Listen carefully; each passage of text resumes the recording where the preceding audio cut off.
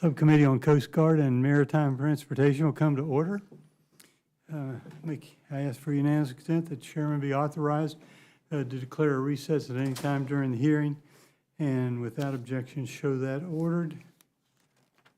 Also ask unanimous consent that members who are not members of the subcommittee be permitted to sit in the subcommittee today and ask questions during the hearing. Without objection, show that ordered.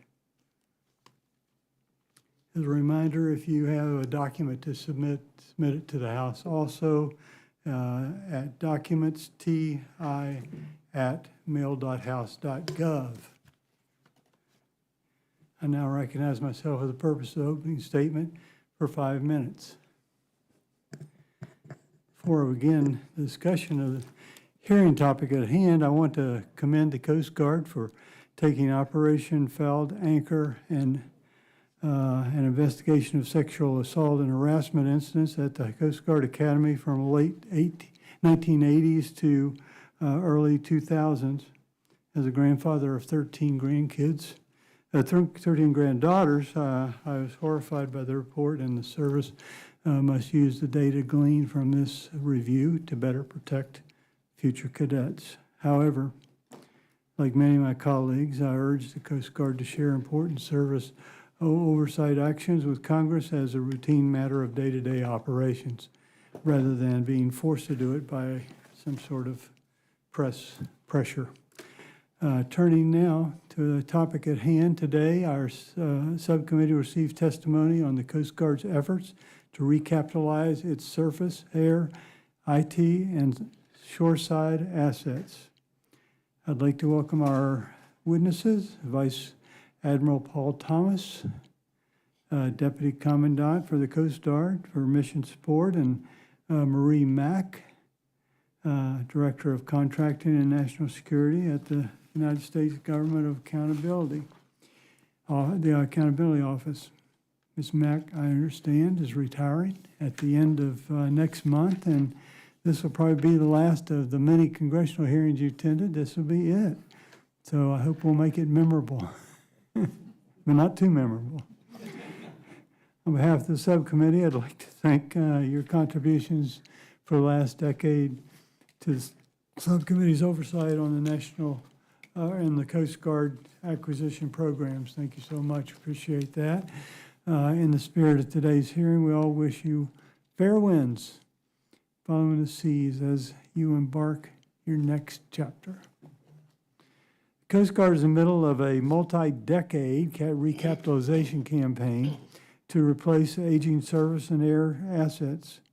There have been many successes in this effort. The Coast Guard is nearing completion of 11-ship Berthoff class national security cutters and a present 64-ship Weber class fast response cutters.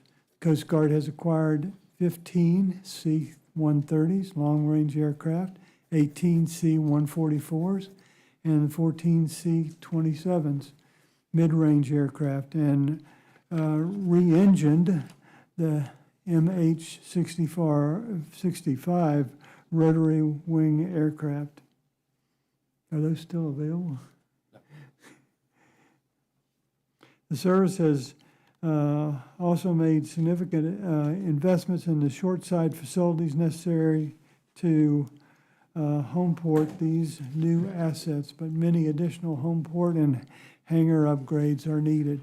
Unfortunately, no administration of either party has requested anything even approaching the resources necessary to carry out this recapitalization in an efficient and cost-effective manner. Congress has provided more resources than those requested by the multiple administrations, but Congress was only able to go so far beyond the requested levels.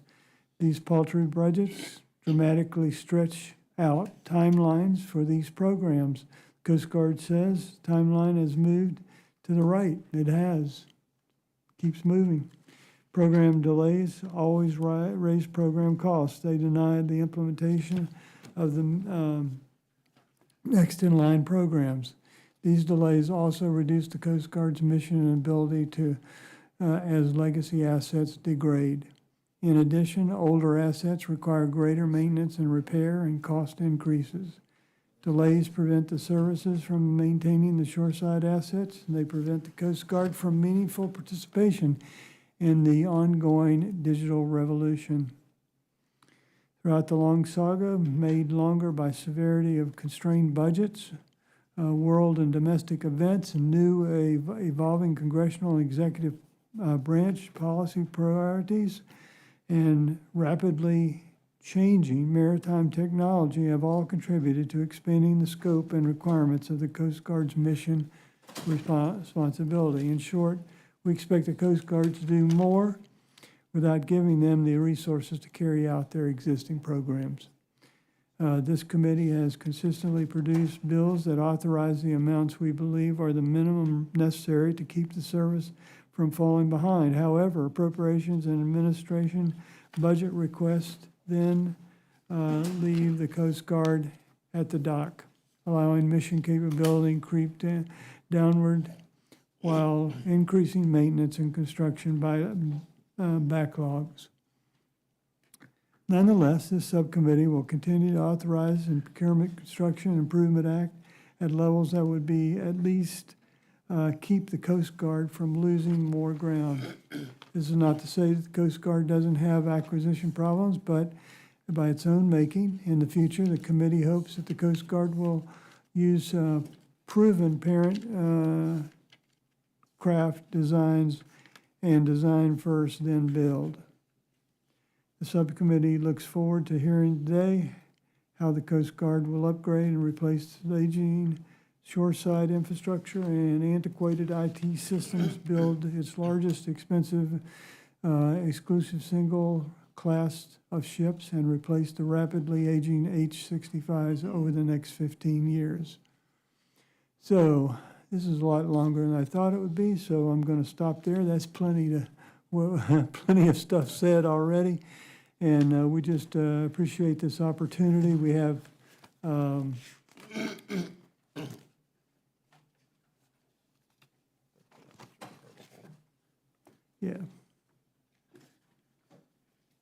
But I just want to say the subcommittee is deeply concerned about the limited ability of the service to access data about the United States documented vessels. As the federal entity tasked with documenting vessels, that information should be at our fingertips, and it's not. So anyway, now I'd like to recognize Ranking Member Carbajal for an opening statement. 5 minutes. You're recognized. Thank you, Chairman Webster, and I'll take up the rest of your time that you don't want to take on. So, today we're gathered here to discuss and review the Coast Guard's acquisition programs for new cutters, boats, airplanes, helicopters, shoreside infrastructure, and information technology. Prior to getting started, I would like to echo the concerns expressed by Chairman Webster regarding the Coast Guard's handling of sexual assault and harassment cases during the 1980s through the early 2000s.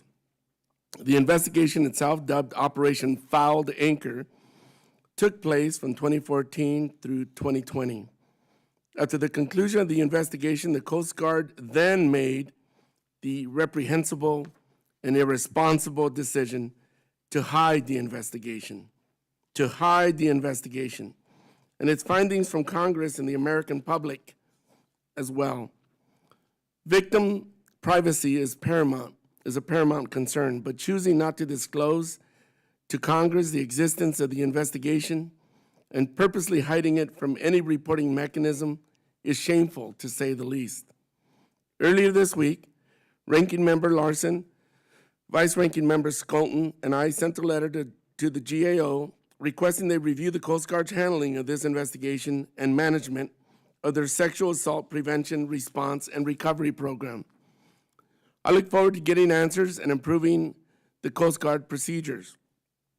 To all the victims that never saw justice and went unheard for years, we hear you and feel your pain.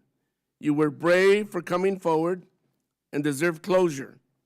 We will do our best to remedy this and prevent this from happening to other service members. I am sorry you have to relive this pain again. Now turning to the topic of this hearing. The Coast Guard is in the middle of modernizing their fleet, and yet they continue to operate ships that are well past their intended service life. This is in part due to lack of funding from Congress, but also due to delays in production of newer cutters. As we've learned from multiple GAO reports, the Coast Guard's acquisition typically comes in delayed and over budget. This is concerning. This is a concerning trend that I hope we can get to the bottom of today, but it is not something that can be fixed overnight. Improving the acquisition program requires investing more into the Coast Guard so that they can bolster their oversight. It also requires investing more in U.S. shipbuilding to ensure we have shipyards capable of building the assets we need. U.S. shipyards depend on contracts from the Navy and Coast Guard to support their business, but the Coast Guard is often outbid by the size and value of Navy contracts. We must bring on new cutters, shoreside infrastructure, and IT systems quickly. Not only do modern assets mean improved mission readiness, they also mean better quality of life for our coasties. Newer cutters mean better connectivity and the ability for coasties to contact their families while at sea, leading to improved mental health and higher retention rates. Service members want their families to live in the best quality housing. That starts with investing more in shoreside infrastructure and eliminating the estimated $3 billion backlog. Ultimately, our service members deserve to live and work in assets that aren't on the brink of failure. Congress and Coast Guard leadership owe it to the personnel to deliver this. That is why we cannot revert to fiscal year 2022 funding levels, and we must fund the Coast Guard at a higher level than requested. GAO has recognized that the funding typically requested by the Coast Guard underestimates their needs for recapitalization. Before I conclude, I want to wish Ms. Mack congratulations on a successful career in public service and wish you a happy retirement. You and your team have done important oversight, and I thank you for all your hard work. With that, I yield back, Mr. Chair. And I'd like to welcome our witnesses and thank them for being here today. Briefly, I'd like to take a moment to explain our lighting system. When the light's green, you can talk. When it gets yellow, it's about time to wrap it up, and reds mean stop. So that's pretty much it. I also ask unanimous consent that the witnesses' full statements be included in the record. Without objection to that, it ordered. As written testimony has been part of the record, the committee asks that you limit your remarks to 5 minutes. With that, Vice Admiral Thomas, you are recognized for 5 minutes for your testimony. Good afternoon, Chairman Webster, Ranking Member Carvajal, and distinguished members of the subcommittee. Thank you for this opportunity to speak about our Coast Guard's ongoing activities to recapitalize our surface and aviation fleets, our C5 ISR and information technology, and our shore infrastructure. On behalf of the Commandant and our entire Coast Guard workforce, I express my sincere appreciation for your oversight and for your continued support of our service and our servicemen and women. While this hearing's focus is on Coast Guard recapitalization efforts, I must address the recent reports that you have mentioned of our failure to respond properly to sexual assaults that occurred at the Coast Guard Academy between 1988 and 2006. As you are aware and have mentioned, in 2014, we launched an extensive investigation into incidents alleged to have occurred during that time. And while we took action in cases in which we had jurisdiction and we informed individual victims of our findings, we did not disclose the investigation or its findings to you, thereby depriving Congress of the opportunity to conduct proper oversight. I echo our Commandant's recent testimony in saying that was a failure on the part of the Coast Guard, and we own it. Our service and our academy have made much progress in our sexual assault prevention, response, and recovery programs, but there is still work to do. This month, the Commandant directed a 90-day accountability and transparency review of our service, led by a flag officer, and intended to ensure that we are doing absolutely everything possible to provide a culture where everyone is safe and valued. We are committed to improving our prevention efforts. We are committed to prompt and thorough investigations into reports of sexual assault and harassment. And we are committed to accountability for perpetrators, compassionate support to victims, and full transparency with Congress, our crews, and the American people. We are also committed to our mission and our service to America.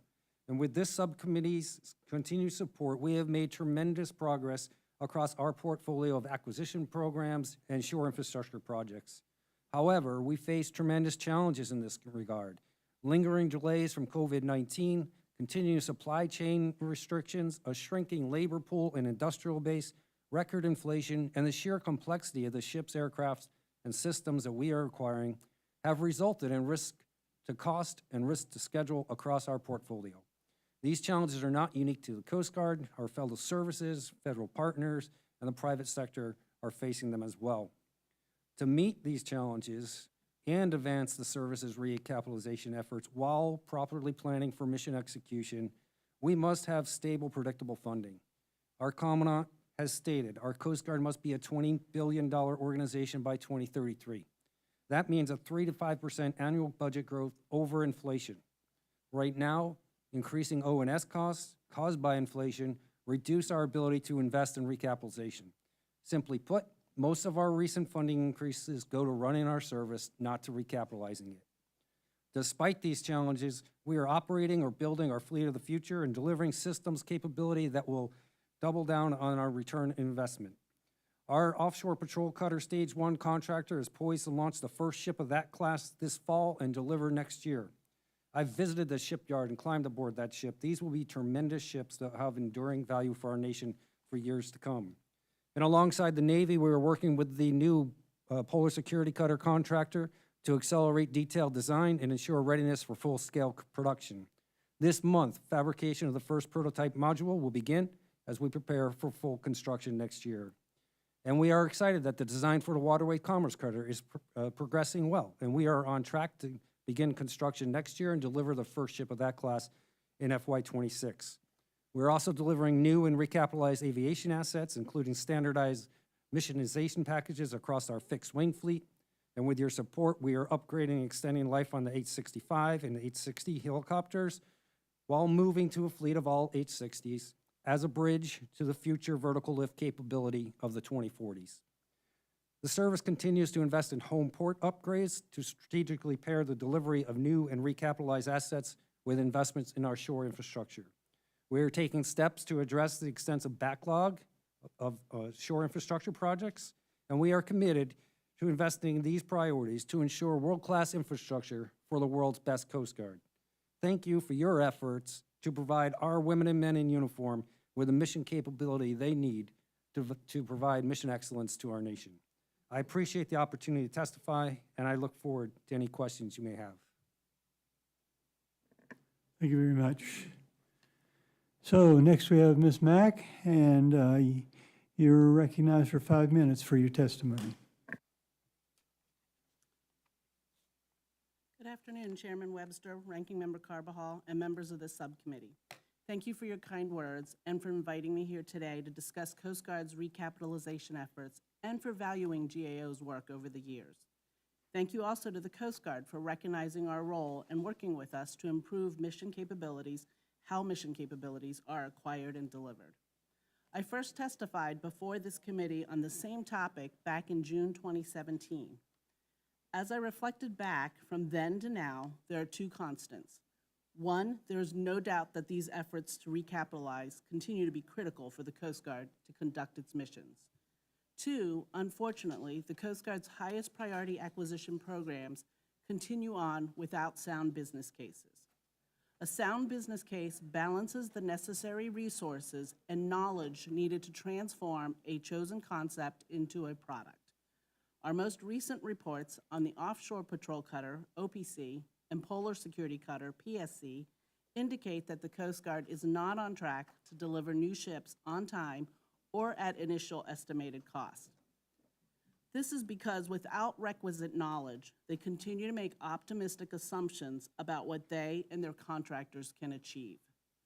The Coast Guard has time after time prioritized moving quickly through the acquisition lifecycle without obtaining critical levels of knowledge at key points in the process and before making significant investments. But the Coast Guard is not unique from other military organizations when it comes to generally disappointing acquisition results. Like many other military organizations, the Coast Guard is driven to be overly optimistic, to overpromise performance at unrealistic cost and schedule, and to put it simply, they do so to obtain funding. These incentives are more powerful than the policies to follow leading acquisition practices such as establishing sound business cases. The budget process also provides incentives for programs to be funded before sufficient knowledge is available to make key decisions. However, the impact of not taking the time to gain the right knowledge at the right time is costly. The Coast Guard uses the optimistic estimates of cost, schedule, and design maturity to inform its planning and budgets. Then, inevitably, as in most current acquisitions, when the ship's design and construction face challenges that increase cost and elongate schedules, the Coast Guard has to budget for these overruns, and critical future efforts are pushed off to pay for these overruns.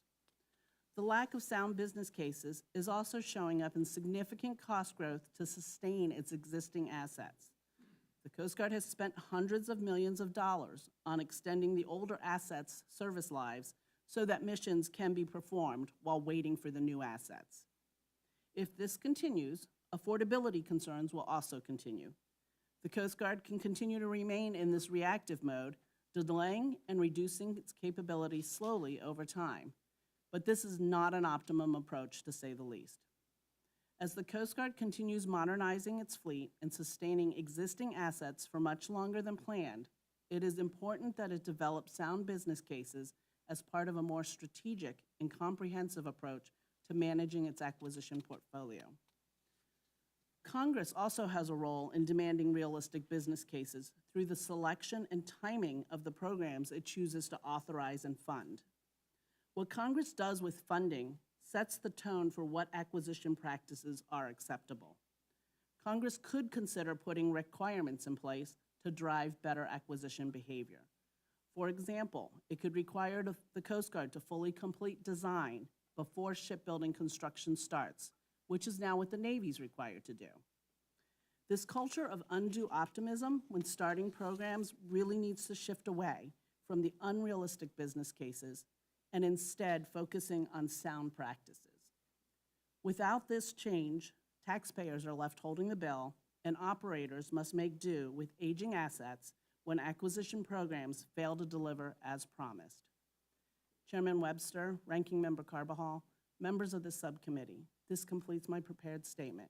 I would be pleased to respond to any questions you may have. Thank you. Thank you both for appearing, appreciate that. And now it turns to the time we ask questions. I'll start it off with 5 minutes worth of questions. And so, Admiral Thomas, can you provide an update on programs toward a new hangar at Barbers Point to accommodate the new C-130J aircraft? Thank you, Mr. Chairman, for the question, and thanks for support, particularly out at Barbers Point. I was there recently, and we have C-130 that can fit the nose in the hangar and the tail is hanging out. That's suboptimal. So we do have about $46 million that are set aside for a project for a hangar. We have started that project to install a membrane hangar that can hold two of our aircraft in there, and we can do full maintenance. I don't know right now if that is going to be enough money. We have to do an environmental assessment. We do know there's PFAS on that site, and as we get those results, we'll be able to determine how far that money will go. But we do appreciate continued support on that project. So, Coast Guard has previously communicated that it had all the resources it needed for the construction of a new hangar. So how would you explain that? Well, I think I mentioned in my statement that the economic conditions that we see now are not what we saw 4 years ago. There's all sorts of supply chain issues. There's inflation issues that are driving the cost of projects up across our portfolio. And as well, environmental remediation is always a wild card that you can't really price until you've stuck a shovel in the ground. Compared to other programs, the Waterways Commerce Cutter acquisition program has been on track, which is very encouraging. Can you provide an update on the milestones that program has achieved to date? Yeah, thank you for the question. So we awarded that contract in October of last year. We experienced some delays because of GAO protests, but we were able to push ahead with the work on March 1st, with notice to proceed to the contractor, and they are proceeding well with the detailed design. And as I mentioned in my statement, we expect to begin construction next year. So, are there milestones you're trying to hit in the future that would keep it on track? Yes, sir. There are, before we go to construction, as Ms. Mack mentioned, we'll do a design review, final critical design review, and then we'll do a production readiness review. And we are on track to hit those milestones. What would be the result of, or the impact of operations and costs if they were to, if the acquisition were delayed? Well, it depends on the nature of delay, Congressman. If we were somehow caused to recompete this contract, the delay would be about 2 years. The cost would be about $150 million. And I would imagine we'd be in the exact same place we are today in 2 years, which we'd have a contract award and we'd have appeals ongoing. Ms. Mack, the Coast Guard appears to have systemic issues in effectively executing major acquisitions. Are there requirements placed on the Coast Guard, either by regulation or statute, that impair the Coast Guard's contracting and acquisition abilities and capabilities? No requirements on legislation that I'm aware of, but I still think it's important that the Coast Guard focus on doing the things the right way the first time around when it comes to better business case, and setting up, getting the design done before construction, and figuring out where you're going to go when it comes to what requirements, how you do that, and how you manage the contractor's oversight. So is that happening? I would say with the OPC and the PSC, based on our recent reports, they could do a lot better when it comes to design. OPC started construction for all 4 ships, for the first 4 ships, well before the design. And we're hoping, we've made recommendations to address for stage 2, that they complete that design, because it's having a lot of different challenges. For instance, the davit, which is on the OPC, that's critical. That's where they use the small boats to go down and do their mission. And that davits have found problems in terms of like the electrical cabinet. It was supposed to fit on the interior of the OPC, and now they can't fit that in the interior, so part of it has to go in the exterior, and part of it has to go in the interior. That's to power the davit. So if some of it's gonna go outside instead of inside, it's got a lot more weather and environmental issues that it's gotta address. So it's better not to move on to stage 2 until you have those design issues addressed. My time has expired. Thank you so much for your answers, both of you. And I'll turn it over to Mr. Carbajal. Thank you, Mr. Chairman. Admiral Thomas, while there are several factors that have contributed to the vessel acquisition issues that you're having, shipyards capacity and availability is certainly a factor. That said, where would the Coast Guard vessel procurement be without the Jones Act and the sustained commercial business that the shipyards have? Thank you, Congressman, for the question. I mean, the Coast Guard has long recognized the significance of the Jones Act in ensuring our national security in several different ways. One of those is ensuring we retain an industrial base that can build and service our ships. Our ships are getting larger. We are now in competition with the Navy for dry docks. We need to invest in our own capabilities at our Coast Guard yard, but we certainly need the Jones Act to remain in place so we retain that capability as a nation. Thank you. Ms. Mack, how can Congress better support the Coast Guard's major acquisition programs moving forward? I think, as I mentioned in my oral statement, that programs generally tend to overpromise and underbid costs to secure funding for the programs To minimize that, Congress may want to consider restricting or fencing off certain amounts of funding until you see a sound, realistic business case. Or Congress could require more information, which I know we've talked about a little bit on the shore infrastructure side, but it applies the same thing for acquisitions. They have priorities for home porting needs for the ongoing acquisitions and recapitalization efforts, such as the OPC, the PSC, the WCC. And the information that's needed for Congress to provide the appropriate information and funding is impacts to operations. Should the funding not be available? And what are the timeframes? What are the impacts when you don't get that funding? I think that's important for Congress to be able to make better decisions. Thank you. I've heard of under-promise and over-deliver, but I've never really understood the opposite approach, as you said, takes place. Admiral Thomas, the Army typically chooses to retire their helicopters at 20,000 hours. Why does the Coast Guard refurbish and use your helicopters well past the age? And has the Coast Guard explored the option of purchasing new helicopters? Well, thank you for the question. We are in the midst of extending the service life on both our 65s and our 60s. We are able to do that organically at our Aviation Logistics Center. We are able to take Navy hulls that don't have many hours on them and put them into a Coast Guard configuration. While we have considered, we haven't done the business case yet on purchasing fully built-out helicopters. We're buying new hulls from the OEM, and then we're changing them out ourselves. That's something we would consider, although we are currently on a pace to increase the size of our 60 fleet, which is about right for the service. It doesn't need to be accelerated. Thank you. Ms. Mack, do you have anything to add to that? The largest concern about increasing their fleet is going to come back to the infrastructure that is needed to support that. There's definitely going to be expected growth and significant investments in the facilities at both the Aviation Logistics Center and at air stations. So that needs to be planned for and determined what priorities when. Thank you. Mr. Chair, I'm going to use my prerogative with my remaining time to recognize my intern, Jasmine Ong, who is here. She might be interested in the Coast Guard, so she's here checking you guys out, interviewing if you're the service she might be interested in. So I just want to recognize her. Raise your hand, Jasmine. Mr. Chair, with that, I yield back.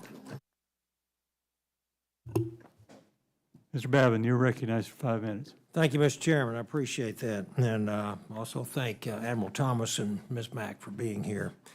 My questions are going to be for you, Admiral Thomas. But Ms. Mack, if you feel like you need to jump in, please feel free. In April of 2019, the Coast Guard issued a contract for the construction of a new polar icebreaker. What is the status of the design and construction of this vessel? And are there outstanding issues with the proposed propulsion system used for this vessel? Please bring us up to speed and give me your take on the propulsion system issues. Well, thanks for your interest in our Polar Security Cutter program. It is a significant program for our nation, as you well know. We are 4 years into what was supposed to be a one-year design cycle on the Polar Security Cutter, and we are frustrated by that. It is my top priority to get this project back on track. We have a new primary contractor now. I meet with the senior leadership of that shipyard myself personally once a week, along with my colleague from the Navy. Our focus is on getting to design maturity and making sure the yard is ready for production. I was at the shipyard just recently to look at some of the capital expenditures they put in place in order to build this ship. It is impressive, the robotic welding, the preheating, just what it takes to bend the steel that thick. At the end of the day, we need these ships, but we also need the shipyard. It will bring tremendous capability to our nation. And as I mentioned, we've begun prototype fabrication. With regard to the propulsion system, I'm not aware that we have concerns. It will be a complex system. We are making sure that we build the control systems ashore first, so we can make sure it's fully integrated before we go on the ship, but we have not yet identified specific concerns with our propulsion system. Okay, thank you. I'm also interested in discussing some of the Coast Guard's air assets. The Coast Guard is currently recapitalizing your vertical lift platforms in addition to acquiring additional C-130s. However, I'm curious about the Coast Guard's lack of medium-altitude, long-endurance assets, such as the MQ-9. In my district, we proudly host the Air National Guard unit of the MQ-9s, and they're extremely capable aircraft. However, I recently found out that the MQ-9B, an upgraded all-weather and maritime domain-aware aircraft, is being operated right now by the Japanese Coast Guard. These have the capability to perform maritime domain awareness, patrolling for illegal shipping, drug interdiction, search and rescue, illegal trafficking. I wanted to ask if the Coast Guard has any plans to modernize its aviation fleet with assets such as the MQ-9 Reaper, and if not, why not? Is it simply a budgetary issue? Well, we are very much aware of the capabilities of unmanned aerial systems. We employ them off of our national security cutters. We intend to do the same off of our OPCs when they're in the fleet. And we operate other MQ-9s with a CBP. We have just recently issued our unmanned systems strategy, and that is the beginning of our efforts to build a program of record that will bring capability like MQ-9 to the Coast Guard. We do not yet have a program of record to do that. Okay, thank you very much. Last question. Can you briefly mention the changes that you've made and following the Coast Guard's internal review of Operation Fouled Anchor? We've got to protect our coasties, and for our part, we need to know the changes you've already implemented before Congress starts developing any new recommendations. What changes have you made? How will you all do a better job of protecting coasties while ensuring that Congress is up to speed on important issues and able to perform its oversight role? Thank you. We are very much focused and have been for a very long time on improving the culture in the Coast Guard and providing a safe environment for our members. You know, thanks to the actions of Congress over the last several years, and in concert with our sister services, we have been focused on improvements to reporting processes, support to our victims, investigation and accountability, and prevention programs. And just quickly, some of the things we've done, we've instituted a restricted and non-restricted reporting structure that gives options to victims on how they want to report. We've taken care of what's called collateral misconduct associated with sexual assaults. We participate in the DOD's CATCH program that allows us to identify repeat offenders. With regard to support to victims, we have professional sexual assault response coordinators. We now have a sexual assault prevention program office and program leadership. We have volunteer and professional victims advocates in the field, special victims counsels out there to help through the legal process. And we have a policy in place that allows members to ask for a transfer if they or their spouses have been affected by sexual violence. Again, we've improved investigations and accountability. Every single case of sexual assault must be investigated by our Coast Guard investigative service. And really, the key thing is to prevent these from happening. And we've done a lot to build a culture of prevention. We need to do more there. Our other services have thousands of people working primary prevention in the field. We have one at Coast Guard headquarters. We don't need thousands, but we need dozens, and I'm going to work hard to get them in place. Thank you, Admiral. Appreciate that very much. I'm out of time, Ms. Mack, and sorry you didn't get a chance to say anything. We'll yield back, Mr. Chairman. Okay, well, the chair's been notified that there's a vote series on the floor, and the committee will stand in recess, not subject to the call of the chair, but we're going to call it as soon as you get done. Don't come back too giddy. It's not over yet. So, but come back if you wanted to ask questions. So we're in recess.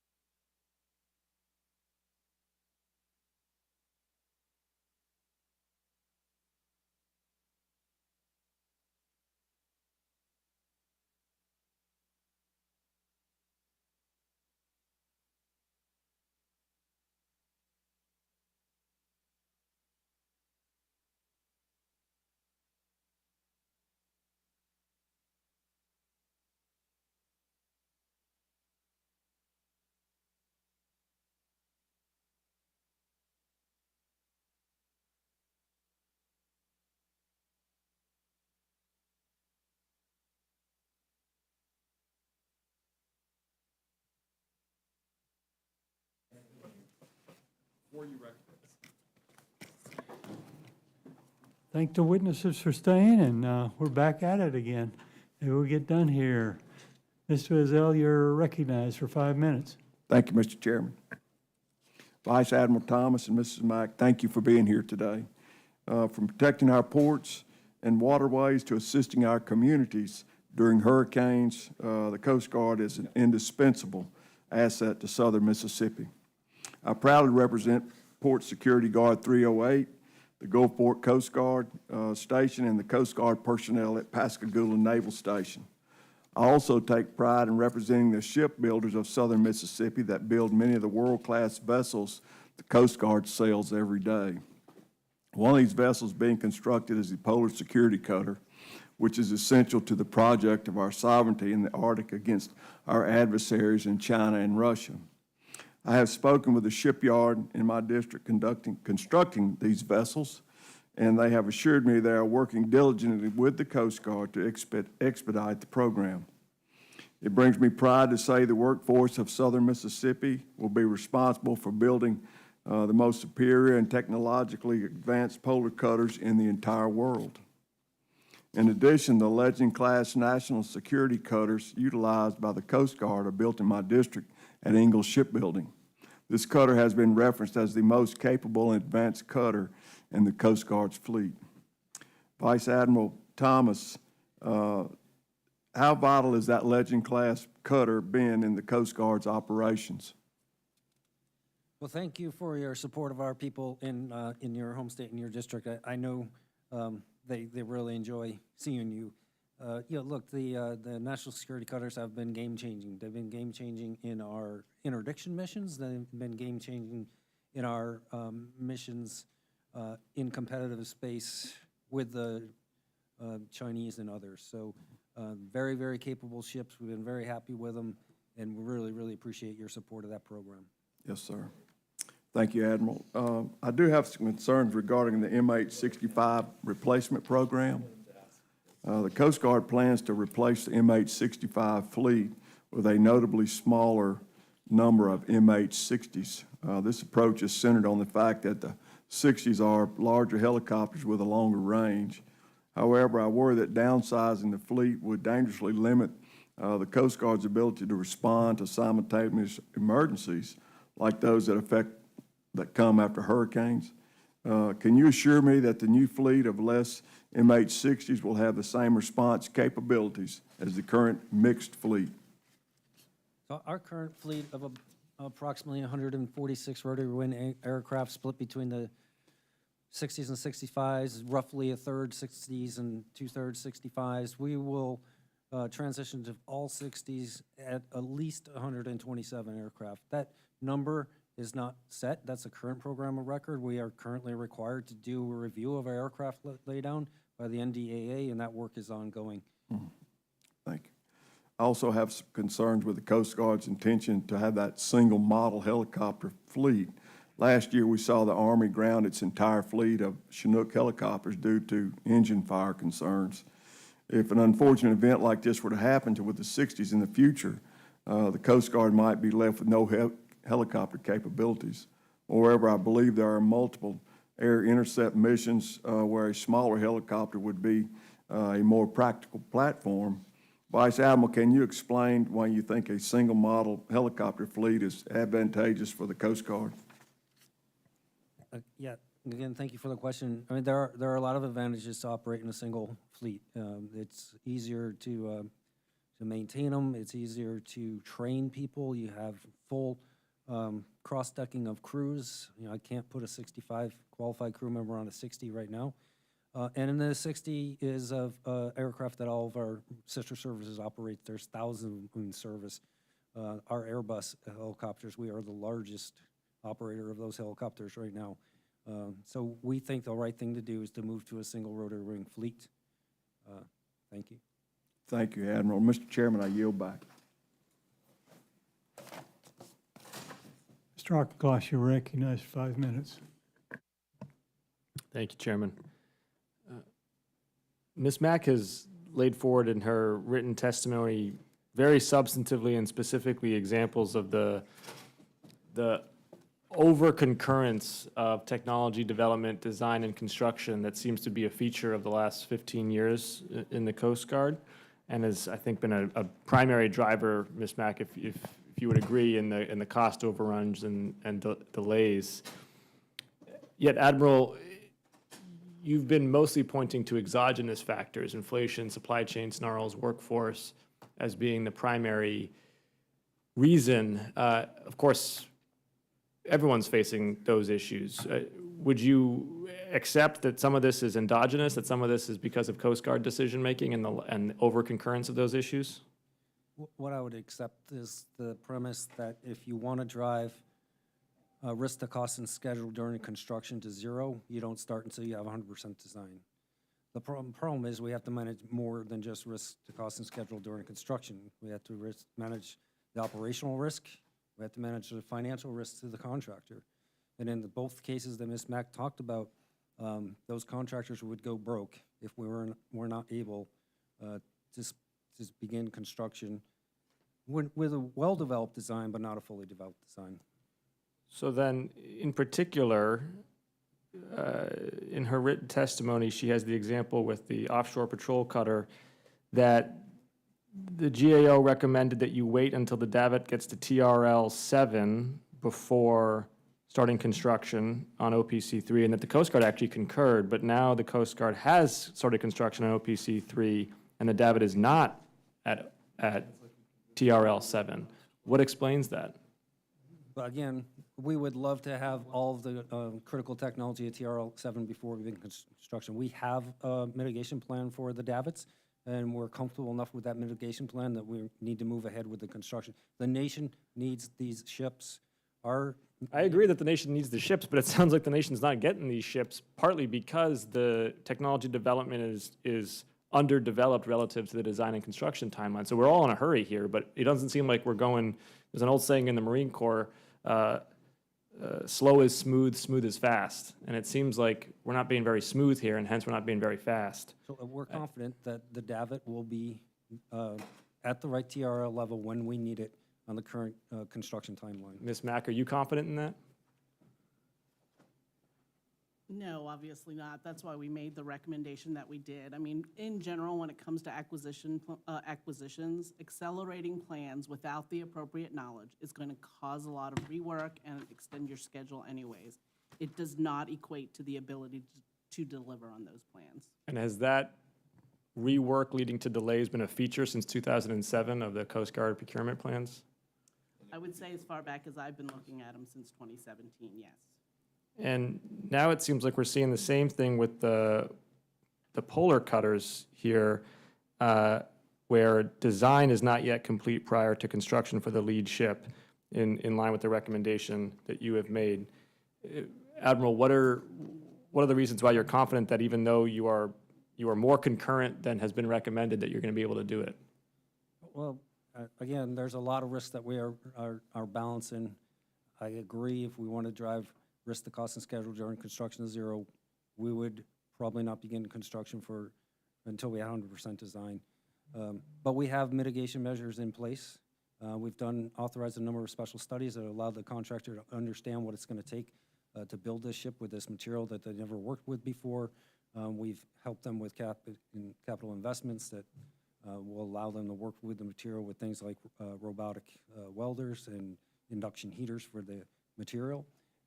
And we're moving ahead with prototype module fabrication that will allow them to continue their learning. We have not yet begun construction on the polar cutter. Ms. Mack, do you think that these measures are going to be sufficient? At this point, it's really hard to tell because the Polar Security Cutter, they're saying that it's going to be delivered by 2027. But as of right now, the contractor does not have sufficient business systems to be able to address the schedule.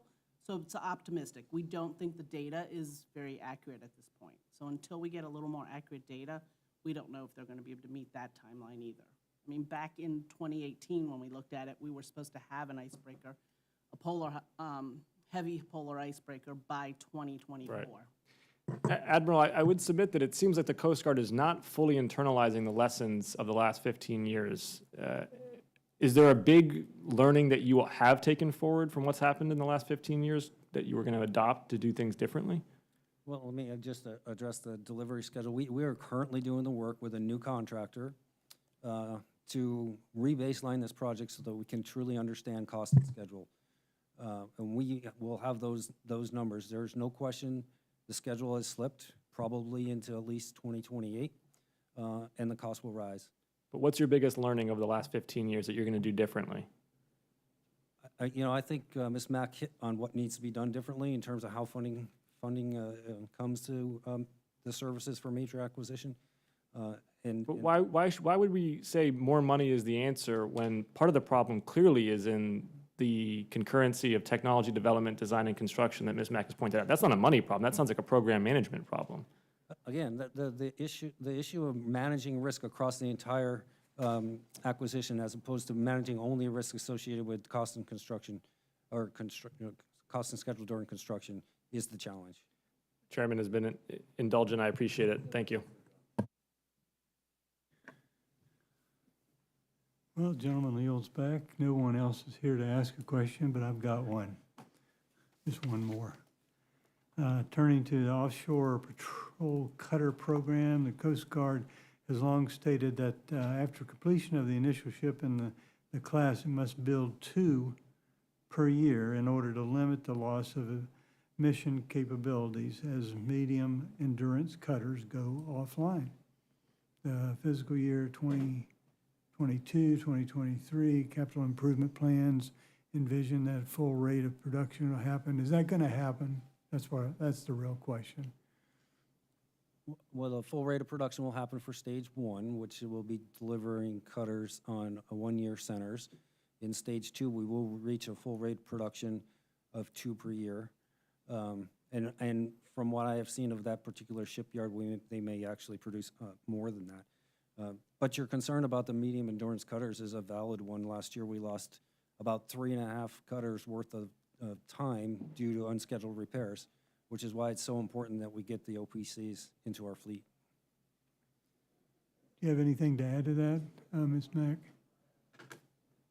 Nothing other than, yes, they need this as fast as they can do it, but they gotta do it right the first time. You gotta, before you build more OPCs on the stage 2, make sure you have some of the design issues addressed. I mean, like I mentioned, that electrical cabinet, which is in the davit, if you don't have that right, you're gonna go back and you're gonna have to redo all the ones you've already done. That is gonna take more time, and it's gonna take a lot more money.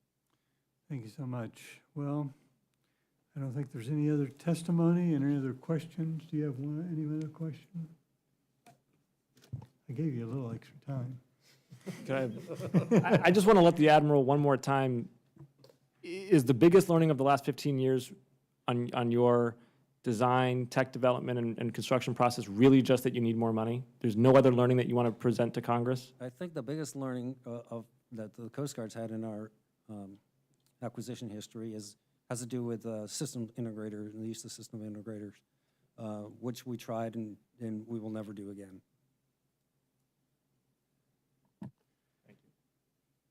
Okay. Any other questions?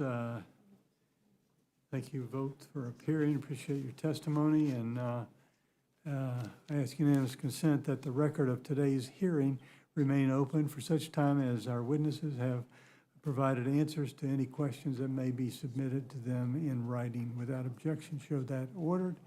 Also ask unanimous consent that the record may remain open for 15 days for any additional comments or information submitted by the members or witnesses to be included in the record of today's hearing. Without objection, show that order. The committee stands adjourned.